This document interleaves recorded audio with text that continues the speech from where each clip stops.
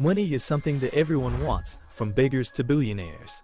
It's not just a piece of paper, but a kind of addiction in itself. Money is a language that even a PhD can understand. From clerks to illiterate NLAs, everyone knows it. It is money that has taken humans living in jungles from those places to buildings that touch the clouds and cars that can go faster than the wind. Money is a piece of paper that has no worth in itself, but it tells you the value of other things. Now the question is, where did this power of money come from? Let's understand this in detail. Thousands of years ago, humans used a system for transactions, where to buy something, you made to give something else in return. For instance, if someone has rice and wants sugar, they had to find someone who sells sugar and also needs rice. Due to many such problems, people thought of something different, and the beginning of commodities started. Humans made money out of everything that was useful to everyone, and people started trading through livestock, grains, tobacco, and alcohol. But there was still one issue. It was very difficult to determine the correct value of the item I had. And commodities could spoil over time, bought animals could die, grains could rot. Now humans needed something that was universal, and thus began the use of coins made of gold and silver. But this two-legged creature had a problem with that too, because carrying heavy gold around was risky, and there was the fear of theft. So some goldsmiths and others came up with a solution. They told people, "You can keep your gold with us, we'll take care of it." In return, the goldsmith would give them a piece of paper, stating that they had this much gold stored, which was called an IOU. This meant, "I am in your debt," and people could show it to reclaim their gold whenever they wanted. Everyone liked this idea, and people started keeping their gold with the goldsmith. But then, after some time, the goldsmiths realized that after creating this system, almost no one was coming back to reclaim their gold, and everyone started trading through receipts, as everyone was convinced that the receipt meant there would be gold. Now, understanding this, the goldsmiths became greedy. The receipts they created became money. That's why they started leaking fake receipts. They didn't even have gold, but they kept creating more and more receipts. This is how the world's biggest legal scam started, which still continues today. The gold storage shop became the world's first bank, and that receipt became the world's first currency. If I ask you how a bank works, you would say that the money we deposit in the bank is what the bank uses to give loans to others. And by charging some interest on it, the bank makes a profit. Simple, right? Based on basic explanation, a bank's operation would go like this. Suppose you go to the bank to deposit 1,000, handing over 2 500 notes. What will the bank do? According to its rules, it will keep 10% cash reserved and lend out the remaining 900 to someone else. And if this bank charges an annual interest of 12% on the loan, while giving you an annual interest of 4%, the remaining 8% is their profit, right? This is how all commercial banks operate based on this basic principle.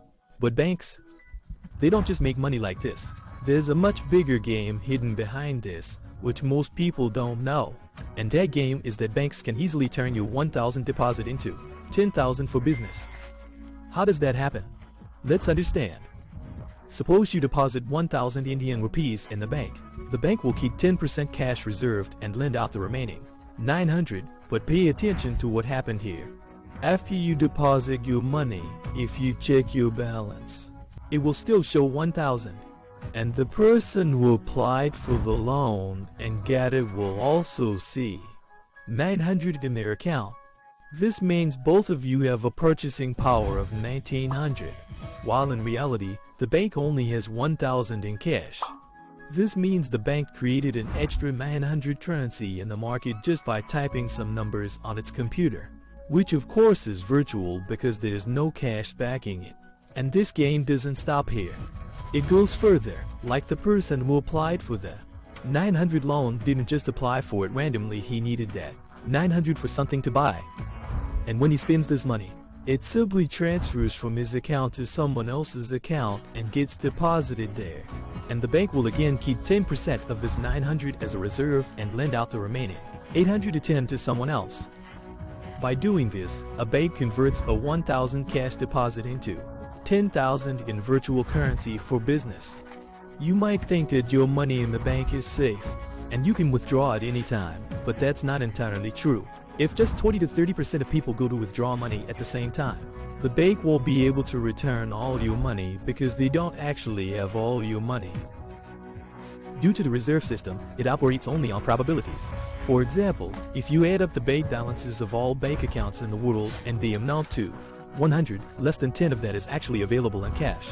The rest, over 90%, is just virtual digits that you can only see on your mobile or computer screen. The whole web of money has been deliberately complicated so that an average person cannot easily understand it and remains trapped in this system. People think currency and money are the same thing, but that's not true. Currency is a medium of exchange, while money is a valuable asset in itself. A bundle of 1,000 notes lying in your house can become worthless overnight if the government disallows it because that is currency. But a gold coin in your house, no matter what any government says, will retain its value. Look, if other influencers tell you to buy gold bonds, get digital gold, invest in gold ETFs, do this or that, or else face this tax or that tax, I would say buy real gold too, because some life decisions are not made based on taxes. Now, where do you have 500 or 1,000 cores that you need to worry about a 2 to 4% tax? And the truth is, during the pandemic, real assets were the only ones that worked. No one can show their gold bond certificate to buy an entire year's worth of groceries. But a small piece of gold at home can easily cover the arrangements for a whole year's worth of supplies. This paper is just trust, and everything here stands on trust.